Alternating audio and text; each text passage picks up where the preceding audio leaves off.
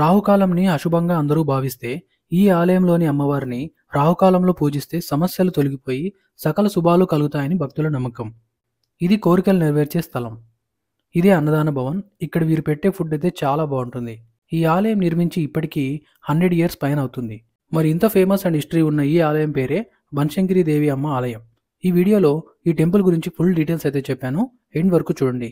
కొత్తగా మా ఛానల్ చూసే వాళ్ళు ఎవరైనా ఉంటే సబ్స్క్రైబ్ చేసి పక్కనున్న బెల్ ఐకాన్ని ప్రెస్ చేసుకోండి. బనశంకరి దేవి అమ్మ ఆలయం అడ్రస్ వచ్చి బెంగళూరులోని కనకాపురం మెయిన్ రోడ్ బనశంకరిలో ఉంటుంది. టెంపుల్ టైమింగ్స్ వచ్చి 6 AM to 1 PM and 4:30 to 8:30 PM. ఈ టెంపుల్ ఫ్రీ ఎంట్రీతో పాటు స్పెషల్ ఎంట్రీ కూడా ఉంది. దాని ప్రైస్ 50 రూపీస్. నాన్ వీకెండ్లో అయితే అంత క్యూ లైన్ ఉండదు.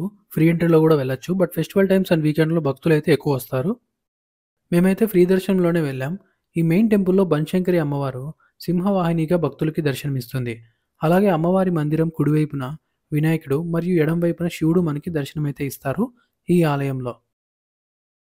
ఇంక ఈ ఆలయంలో ప్రాధాన్యం ఏంటి అంటే, రాహుకాల సమయంలో పూజలు చేస్తే కోరిన కోరికలు నెరవేరుతాయని నమ్మకం.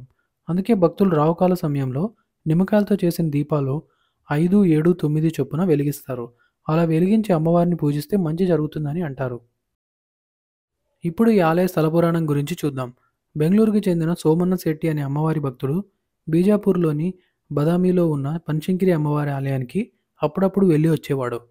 అలా అతను 1915లో అక్కడి నుంచి దేవి విగ్రహం తీసుకొచ్చి ప్రస్తుతం మీరు చూస్తున్న ఈ ఆలయంలో ప్రతిష్ఠించి ఆలయాన్ని నిర్మించాడు. ఇప్పటికీ దాదాపు 100 ఇయర్స్ పైన అవుతుంది ఈ ఆలయం నిర్మించి. ఇది ఈ ఆలయ స్థల పురాణం. ఇక్కడ లైన్లో నిల్చున్న వాళ్ళందరూ ఆ కుండాకారంలో ఉన్న రాయి మీద వాళ్ళ 2 చేతులు పెట్టి మనసులో వాళ్ళకున్న కోరికలైతే చెప్పుకుంటారు. నెరవేరుతాయని చాలామంది నమ్మకం. నేనైతే 2 టైమ్స్ ఈ టెంపుల్ విజిట్ చేశాను. 2 టైమ్స్ స్కిప్ చేశాను. ఒక్కొక్కరు మినిమం 5 మినిట్స్ అయితే తీసుకుంటారు. అలా అయితే ఈ రోజంతా అయినా కూడా అవ్వదు. ఇంకా నెక్స్ట్ ఇదే ఆలయంలోనే అన్నదాన భవన్ ఉంది. అక్కడికి వెళ్ళాను. ఇక్కడ కనిపిస్తున్న ఈ లైన్లో అయితే వెళ్ళాలి. ఫస్ట్ టైం ఈ టెంపుల్కి వచ్చినప్పుడు నాకు తెలియదు ఇక్కడ అన్నదానం చేస్తారని. ఆ రోజు ఫుడ్ తిన్నాను. చాలా బాగుంది టేస్ట్. ఇలా లైన్ ఎండ్కి వచ్చే టైంలో ఇక్కడ ప్లేట్స్ అయితే ఉంటాయి స్టాండ్లో. తీసుకొని వెళ్ళి ఫుడ్ పెట్టించుకోవాలి.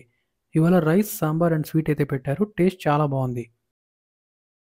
ఇదే అన్నదాన భవన్లో పైన డైనింగ్ రూమ్ ఉంది. కానీ భక్తులు ఎక్కువ ఉండడంతో ఇలా కిందకు వచ్చేశారు. తిన్నాక మన ప్లేట్ని కడిగి మీరు ఎక్కడ తీసుకున్నారో అదే స్టాండ్లో పెట్టేసి వెళ్ళాలి. ఇది టెంపుల్ గురించి ఫుల్ డీటెయిల్స్. మీకు ఈ వీడియో ఇన్ఫర్మేటివ్గా అనిపిస్తే లైక్ అండ్ కామెంట్ చేసి మీ ఫ్రెండ్స్ అండ్ ఫ్యామిలీకి షేర్ చేయండి. Thank you so much for watching.